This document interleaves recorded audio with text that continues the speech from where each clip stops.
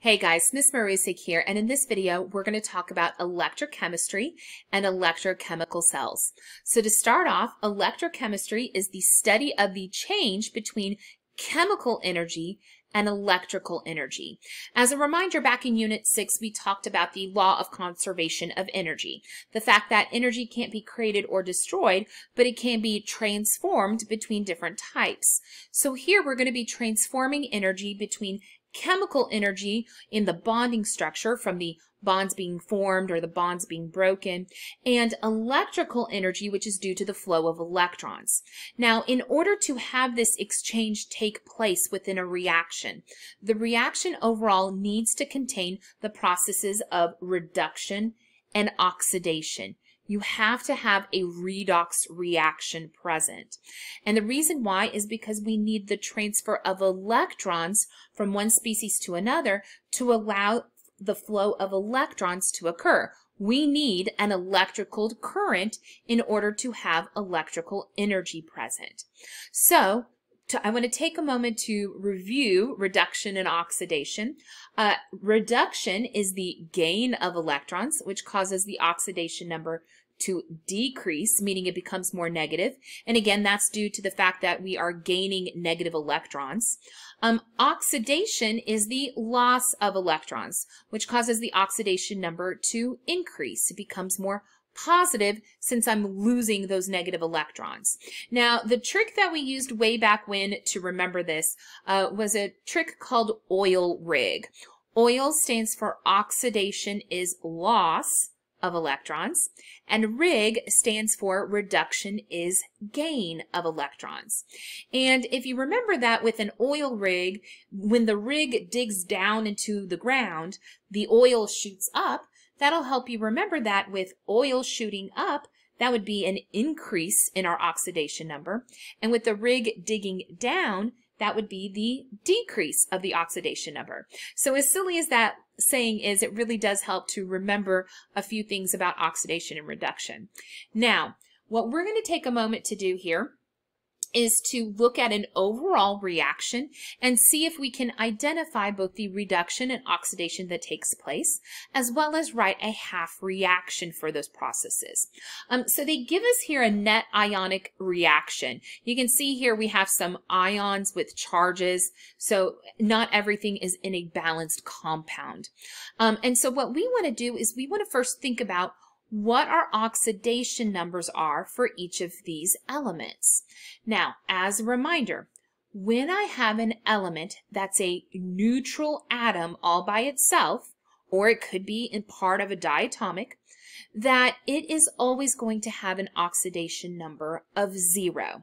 So for example here, zinc is an atom all by itself. It's not bonded to any other type of substance, and it's not shown with any kind of charge, so it's not an ion, which is why we know it's an atom. And so what that means is that its oxidation number would be 0. The same thing would also apply to the copper on the product side. It too would have an oxidation number of 0.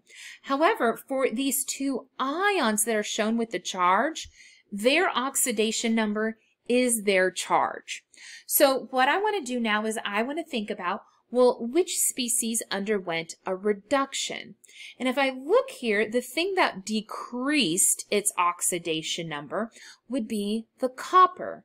Notice it went from being a +2 down to 0. So those would be the components of my reduction half reaction. Now, the other thing that we want to do with the half reaction is that we also want to place electrons. Well, think about a reduction for a moment. We just said that a reduction is a gain of electrons. So what that means is that on our half reaction, we would want to place those electrons on the reactant side to show that they're being gained. Now, the other thing that that would do is it would balance the charge from side to side. You notice a +2 and a -2 would be 0, and that's equal to the overall neutral 0 that we have on the other side. Now, you can't have a reduction without an oxidation, so what that means is that the other change that takes place here must be my oxidation. So, for the zinc, Here would be your half reaction. We'd have our neutral zinc becoming zinc plus 2, and this time I'm going to put my electrons on the product side to again show that they're being lost in the oxidation. But again, the charge should cancel out from side to side. I notice my reactant side is 0, and on the product side I have positive 2 and negative 2 from the 2 electrons, and so therefore that would be 0 as well. It doesn't necessarily have to be 0 on both sides, it just needs to be equal on both sides of our half reaction. So here's the deal. I can figure out a method to harness this energy that's being exchanged here, this energy that's being transformed between chemical and electrical energy. And the way we're going to harness that energy is by using what is called an electrochemical cell. It is an apparatus used to convert between chemical energy and electrical energy, utilizing those redox reactions. And which energy transfer I'm doing will depend on what kind of cell I've set up. So there's 2 types of electrochemical cells that we're going to talk about today. One of those that we're going to spend the most time on is what is called a galvanic cell. Some textbooks will refer to it as a voltaic cell. Means exactly the same thing. And in a galvanic cell, what happens is that the transfer is between chemical energy changing into electrical energy. And so what that means is that the reaction is going to drive the production of the electricity. Now, when this kind of cell takes place, this will always be a thermodynamically favorable process, meaning spontaneous. So hopefully we can start to see how this might end up eventually tying to delta G, to Gibbs energy. This would have a negative Gibbs energy value. When this occurs, when you have this type of cell, this is what happens in a battery. Remember, a battery is producing electrical energy, but inside of that battery, you have a chemical process that's taking place in order to create that electric energy. Now, if I have to force the cell to take place, that would be called an electrolytic cell. So in an electrolytic cell, what you have to do is you have to attach an electrical source, maybe attach a battery or plug it into some sort of power source, and the electrical flow will force the chemical process to take place. Now, because you're having to input that electrical energy here, these are going to be thermodynamically unfavorable. They're going to be non-spontaneous processes. Now, we're going to first focus on galvanic cells and making sure we kind of understand the setup to those, because if we understand a galvanic cell really well, then electrolytics are simply just the opposite of those cells. So once we figure out the galvanic, the electrolytic is really easy to see what's happening there.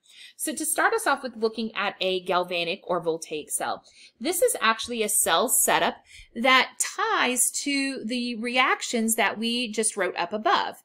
So we notice here a half cell here. So here's one half of the cell, and here's the other half of the cell. All together, this makes our electrochemical cell.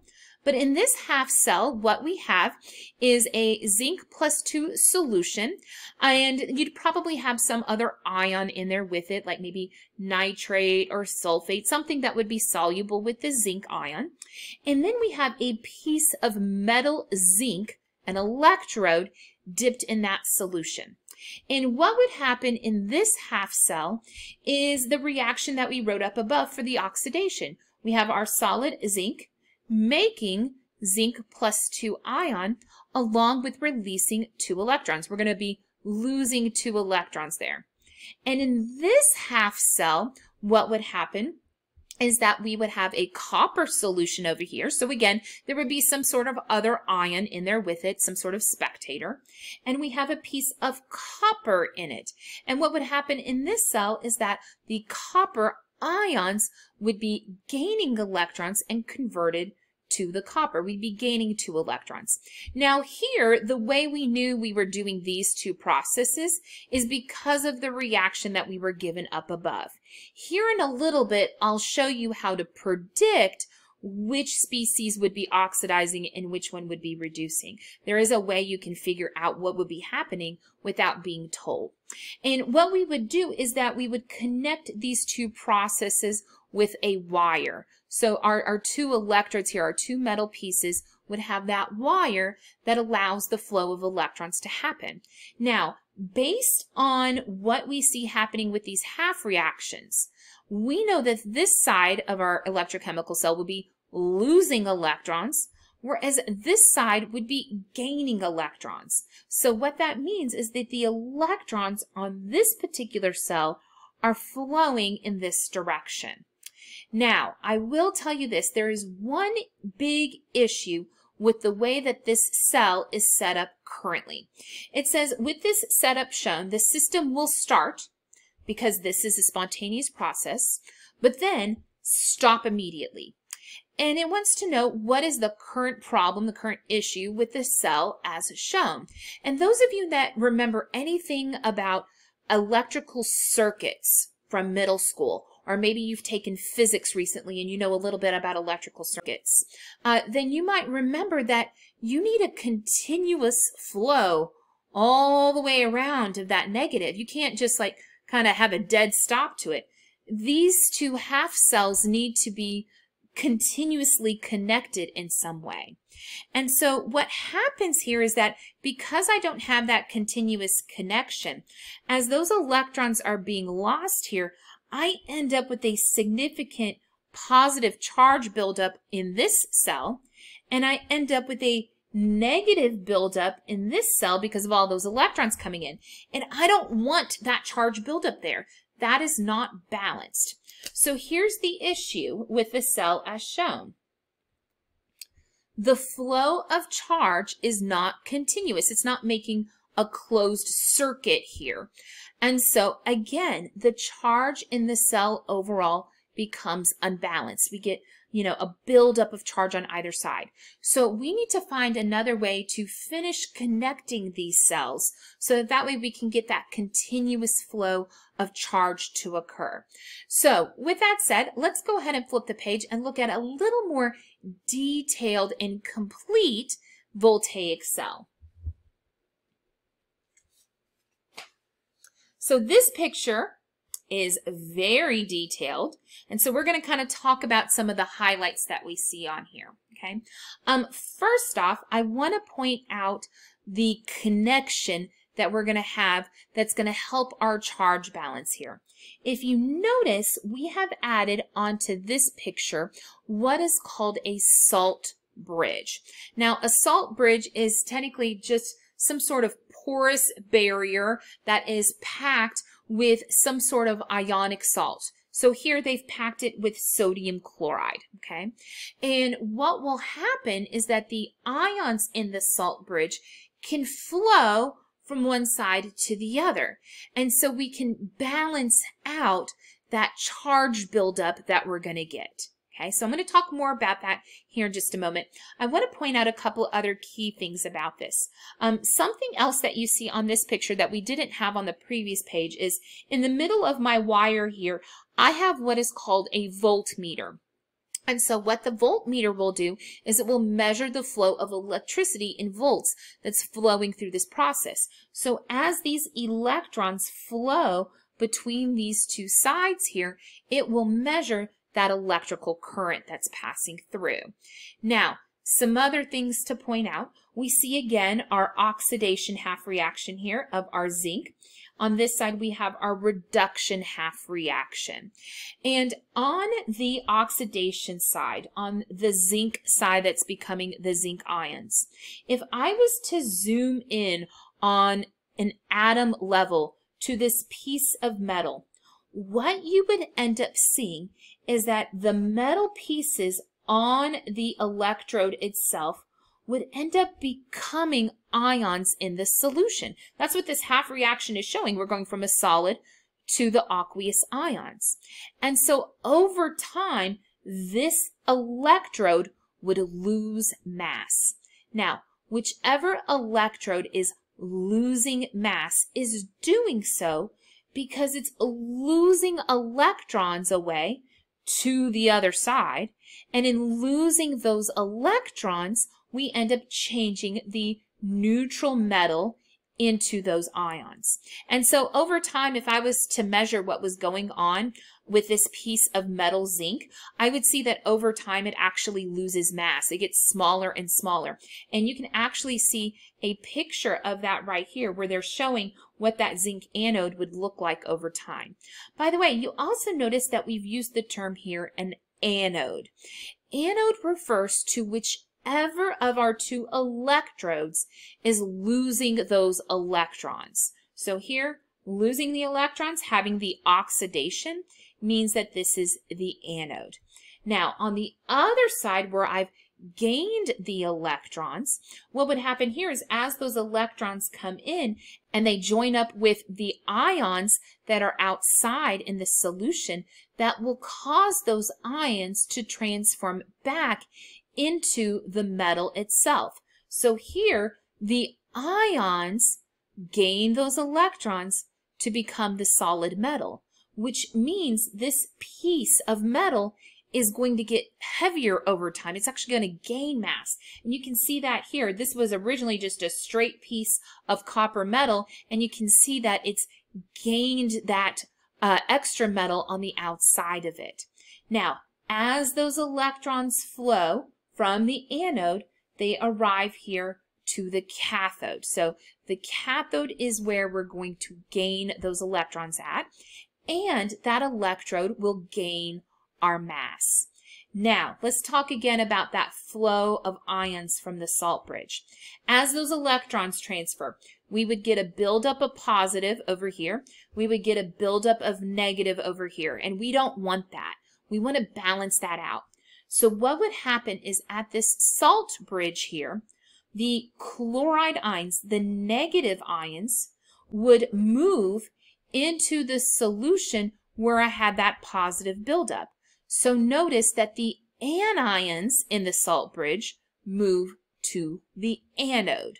However, over here where I had the buildup of negative, because I'm taking in all those negative electrons, what would happen here is that our cation of the salt bridge, in this case the sodium, would move into this half cell, and so therefore the cations are moving to the cathode in order to help balance out the charge there. So on the salt bridge, anions move to the anode, cations move to the cathode, and again, the reason for that is to help maintain charge balance overall within our cell. Okay? Now, I put some extra things down here to kind of remind us of some of the things that we've discussed so far. So again, our anode is where the oxidation occurs. That's where I lose electrons. It is also considered the negative electrode. Now, I will tell you this, on the AP test, you do not have to state whether that electrode is positive or negative, but I did put that on here because I know a lot of you are familiar with batteries, that batteries have a positive and a negative terminal. Well, that has to do with the anode and the cathode component of the battery itself.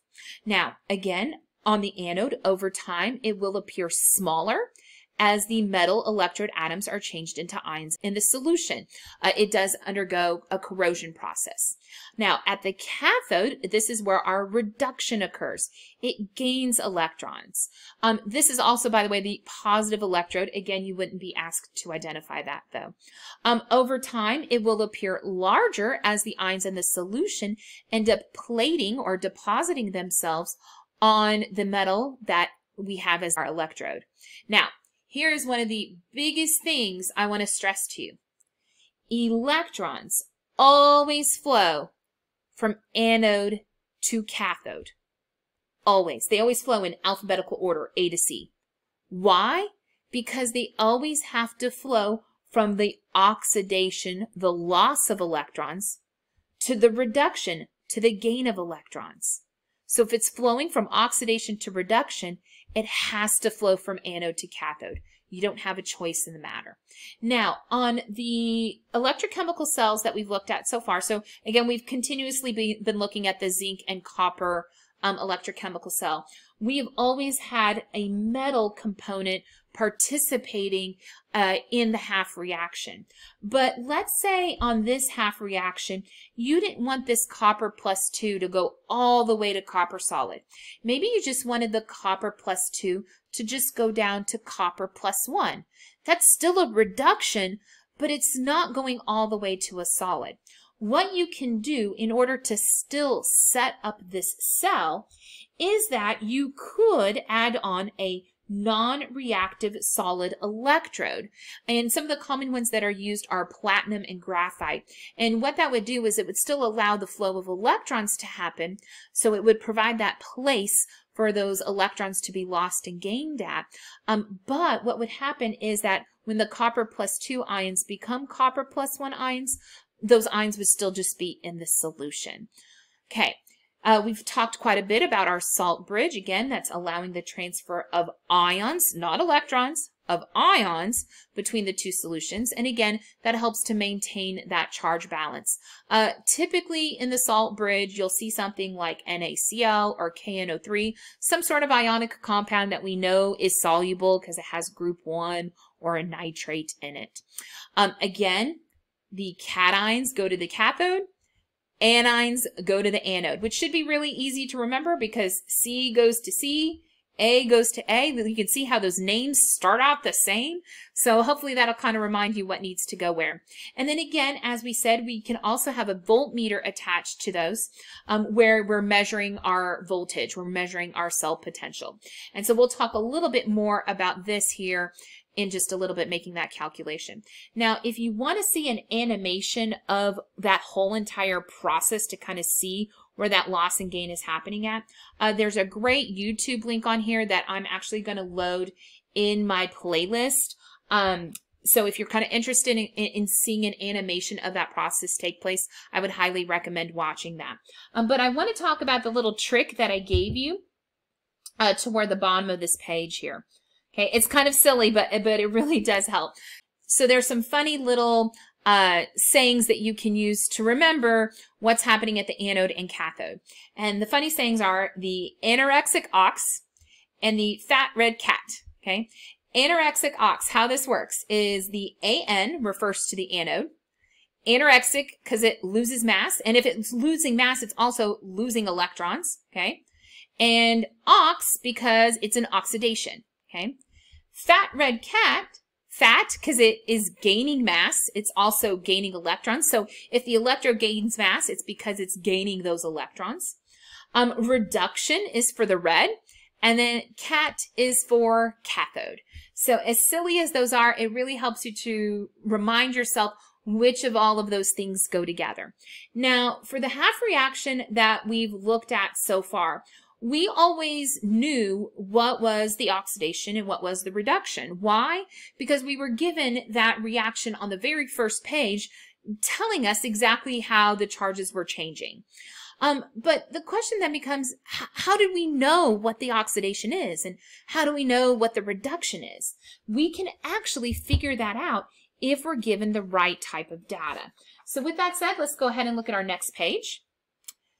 And what we're going to talk about here are what are called standard reduction potentials.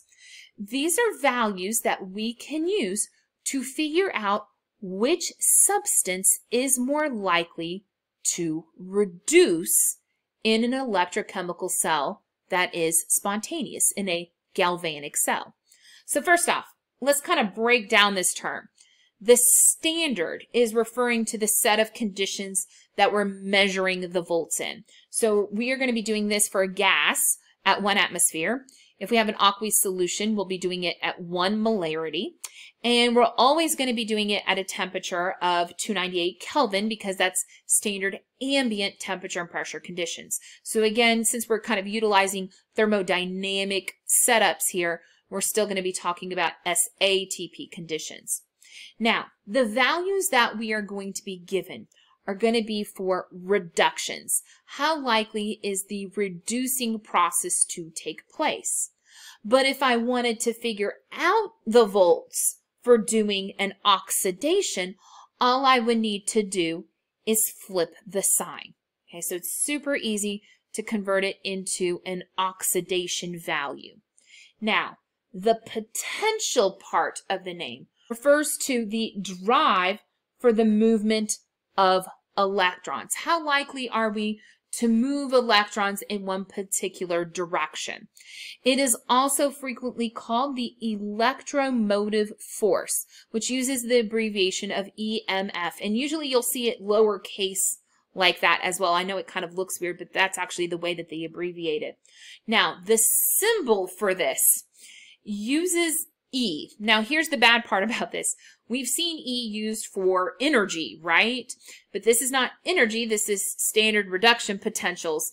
So technically, the way you're supposed to see the E is kind of as a cursive E to designate it as being different from energy.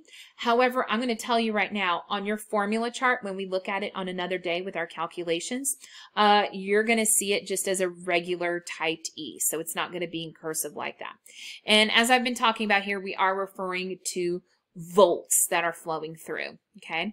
Now, the way that they got these values is by comparing them to a standard, and that standard that they used was a hydrogen electrode. Now, they call it the SHE, looks like she, right? It is the standard hydrogen electrode. And what they did is they set up this particular process at the standard conditions that we saw up above. And what they did is they measured the volts associated with this, and they basically said, hey, we're going to set this as 0. That's going to be our reference point. And everything else, all of our other reactions are going to be in comparison to the value for this one. So that's how they set the volt scale, is they set this particular reaction as the 0, as the standard. So what you'll notice down here is a huge chart of all kinds of standard reduction potential values for all kinds of various half reactions. And if you kind of look through, you'll probably see some half reactions that look familiar because it's some of the same ones that we've used before when we did oxidation and reduction back in Unit 4. I want to call your attention to the fact that if you see in here some elements that are diatomic, they show up as diatomics in these half reactions typically. A great example of that, again, would be something like this, where we see Br2 as a diatomic, making 2 Br negative ions. That bromine is diatomic when it's neutral and by itself like that, and so I have to bring the 2 over here. However, if it's something that wasn't diatomic, then you won't see any kind of coefficients being used. For example, you notice a whole bunch of various metals over here, and none of the metals had any kind of coefficient with the metal ions themselves. They only had coefficients with the number of electrons, okay? This whole chart is showing how likely we are to reduce, okay? So what that means is that if I have a really big number of volts here for my standard reduction potential, that this represents something that's very likely to reduce, okay? However, if I have something that has a very negative value for the standard reduction potential, that means it's something that's way more likely to oxidize, that it's less likely to reduce. So if I'm trying to pick between two half reactions to decide which one is going to be the reduction and which one's going to be the oxidation in a cell that I know is spontaneous, the one that's more likely to reduce, the one that has a more positive volt value, is going to be the process that reduces. The one that has the less positive value for volts will be the one that is more likely to oxidize. So again, flipping the page here, as our volts, as our standard reduction potential is more positive, the substance has a greater tendency to reduce and gain electrons. If it's more negative, and it doesn't have to be a negative value, but if it's closer to being negative, the substance has a greater tendency to oxidize and lose electrons.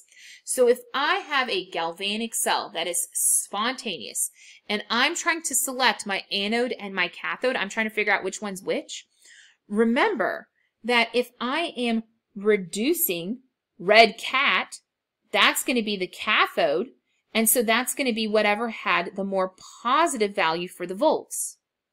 Whatever is the anode, anorexic ox, right? That's going to be my oxidation, and that's going to be whichever thing had the volts that was more negative. So even though we didn't have to do this for our example, if I was to go look up the copper half reaction and the zinc half reaction, on this original table back here, all of these half reactions were reductions. Okay, so if you notice, these were both originally written as reductions. However, here are their reduction values, okay?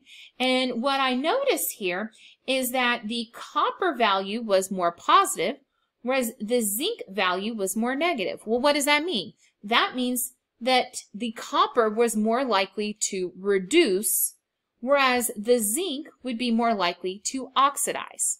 So if I want to figure out what the overall cell voltage is, I first need to flip around the reaction that's going to oxidize. So for example here, what that means is that the zinc is going to oxidize. So notice that I flipped it around down here, okay?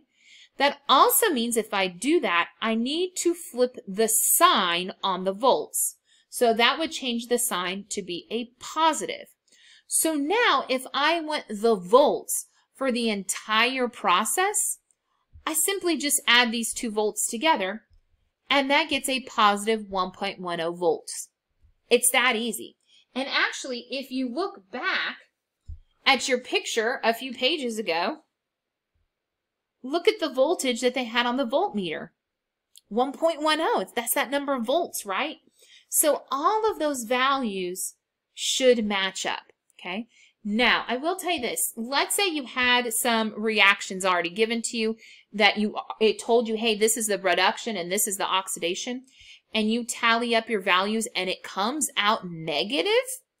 If you have a negative value for your overall cell, then that means it was non-spontaneous, and that means it was an electrolytic cell, and you would have had to add some sort of power source in order to get that process to happen. So now, let's put this all together, right? Let's see if we can figure out what a particular cell is doing.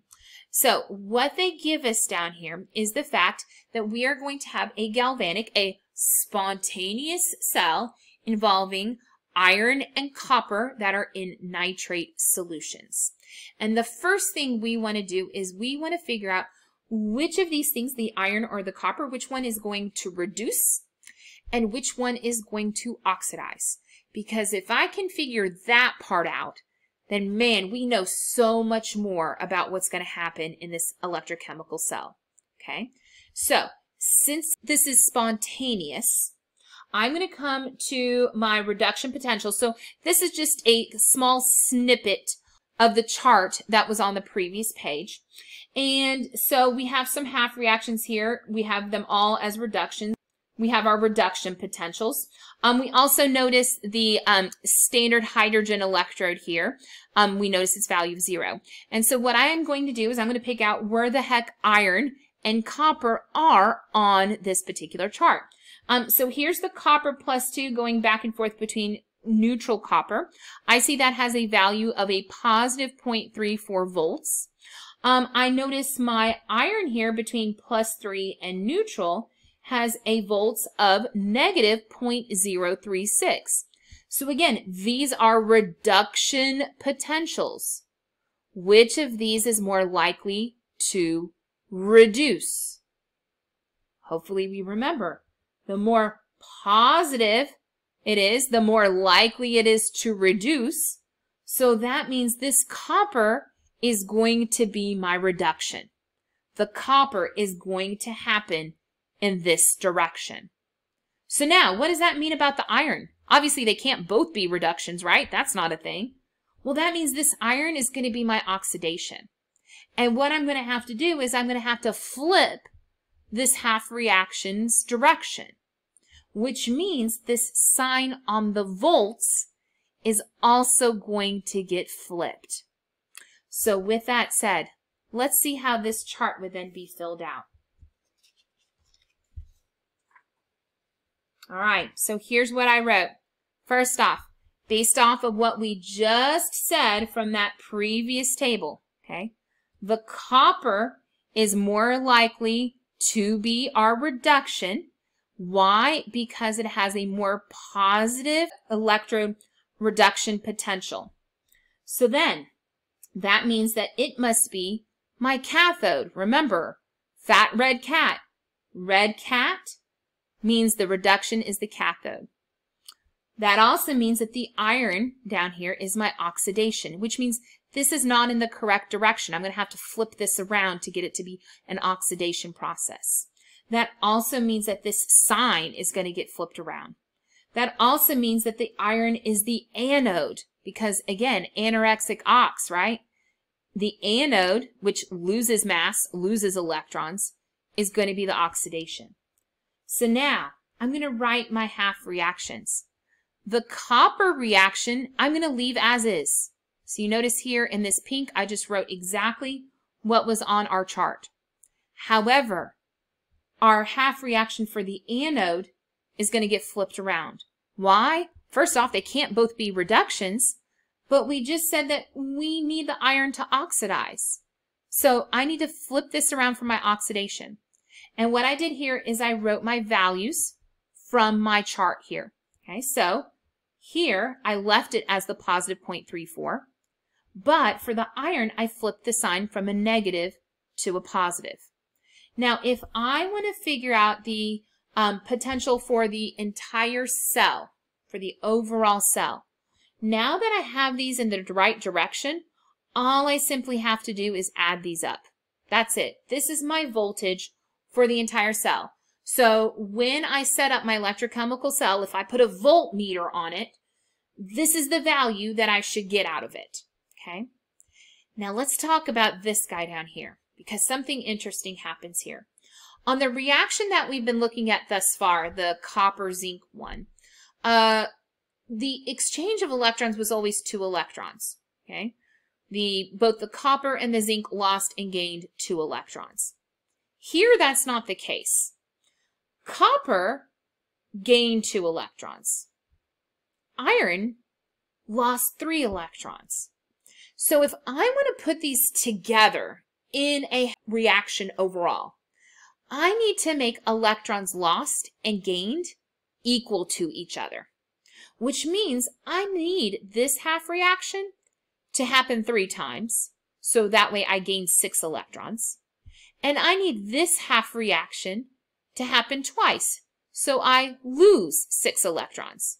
Now, do we kind of vaguely remember doing that when we balanced half reactions way back when in Unit 4?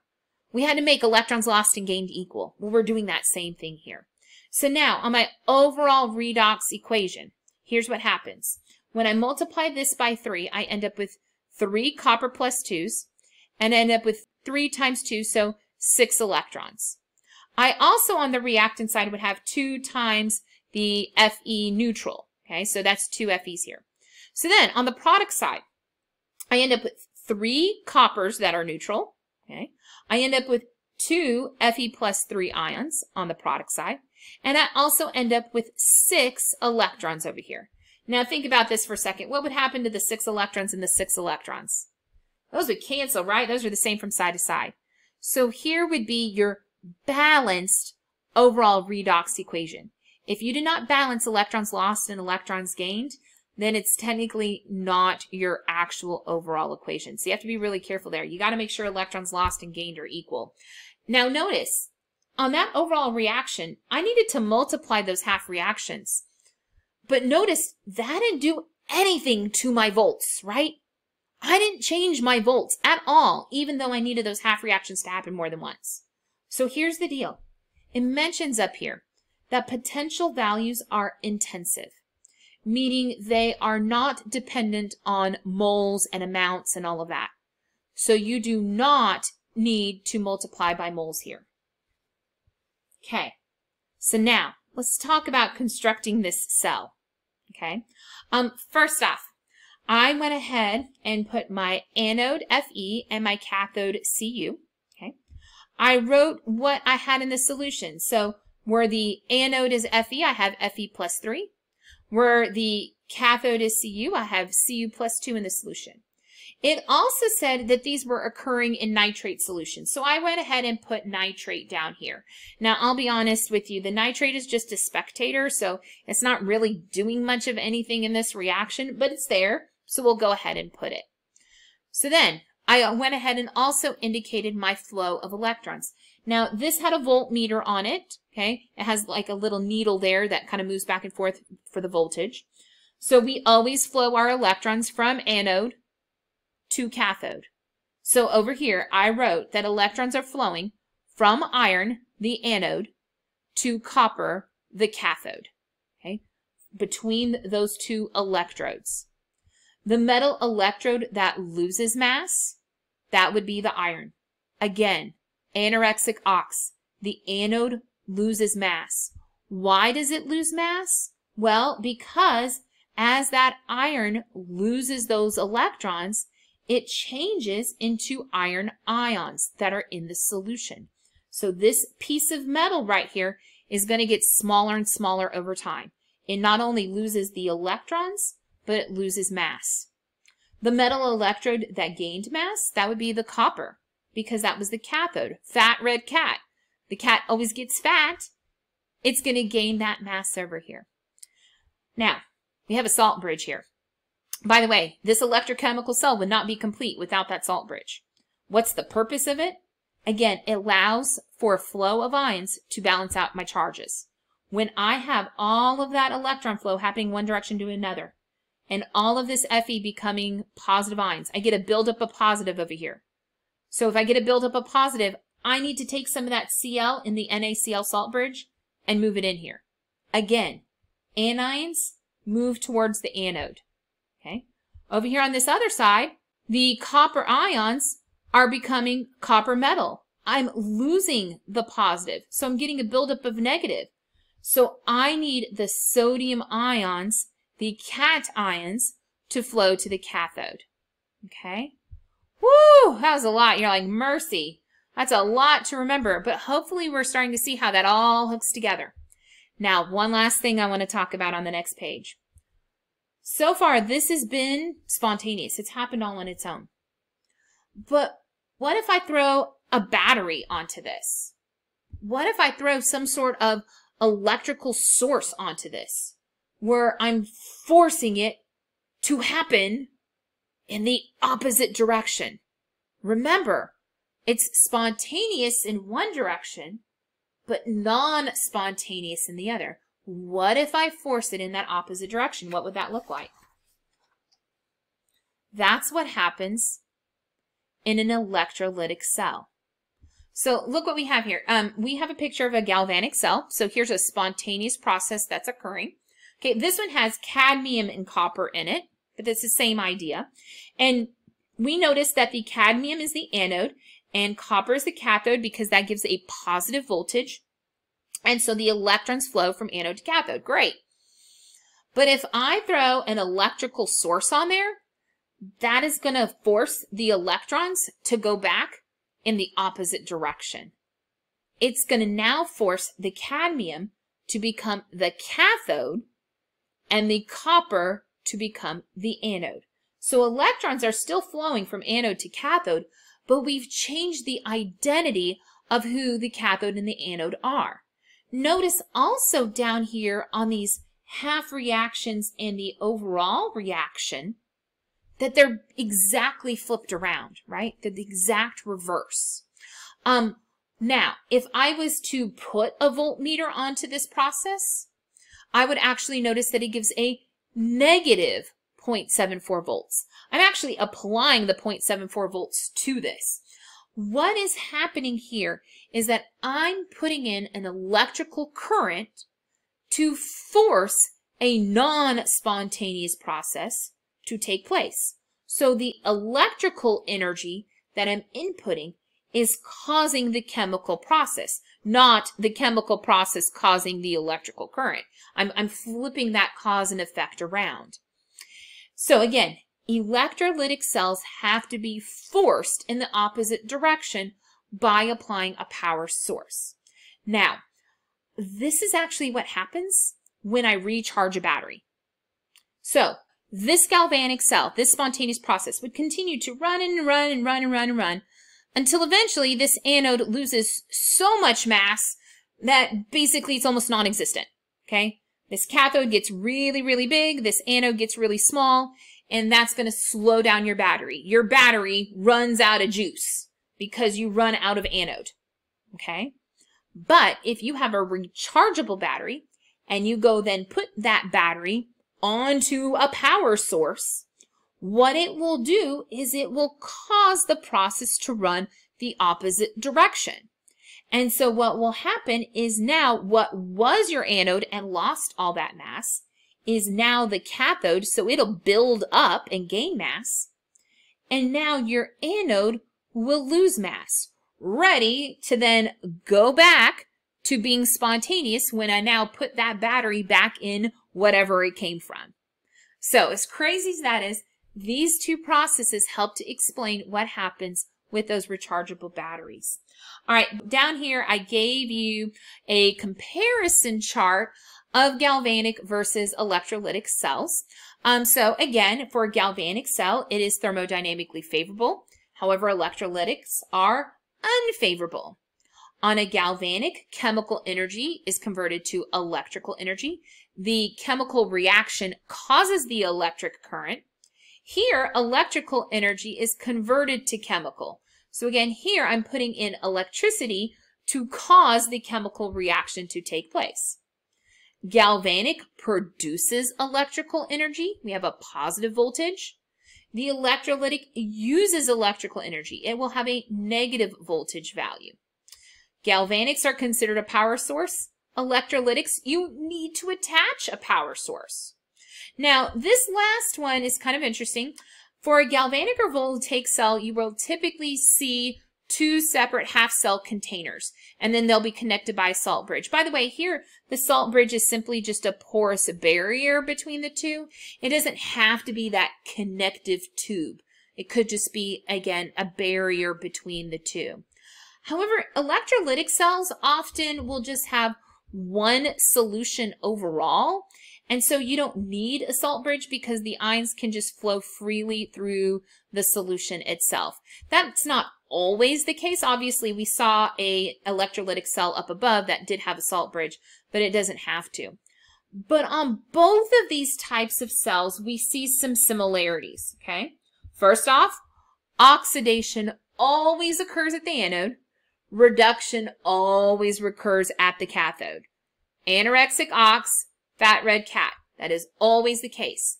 It's just if I put that voltage source on there, I can flip around who the anode and the cathode are, okay? Electrons always flow from anode to cathode. Why? They always have to flow from the oxidation, the loss of electrons, to the cathode, where the reduction is happening, the gain of electrons. I've got to flow from loss to gain. We also always require some sort of ion flow in the cell for the reaction to occur. We need to balance out our charges. So cations always flow toward the cathode. Anions always flow toward the anode, regardless if it's happening in a salt bridge or if it's just happening in the solution itself. All right, I hope you're feeling good about galvanic and electrolytic cells and recognizing both the similarities as well as the differences between the two. If you have any questions or need any help, please feel free to email me. Bye, guys.